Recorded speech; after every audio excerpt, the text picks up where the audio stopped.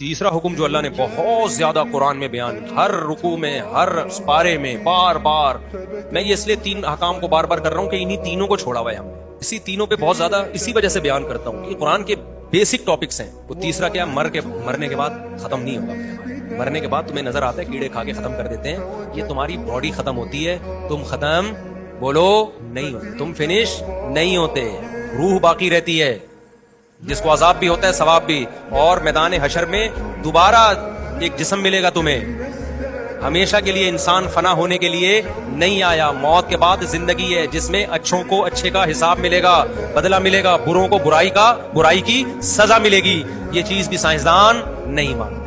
یہ تین چیزیں ایسی ہیں جن کو لبرل لوگ نہیں مانتے۔ کوئی کہتا ہے خدا نہیں ہے، اللہ کہتے ہیں ہے، کوئی کہتا ہے لیکن اس کے ساتھ اوروں کو شریک کر لیتے ہیں جو مذہبی لوگ ہیں، اللہ کہتے ہیں نہ، اس کے ساتھ کوئی شریک نہیں ہے، صرف وہ۔ تیسرا، تمہیں تمہارے اعمال کا حساب دینا پڑے گا۔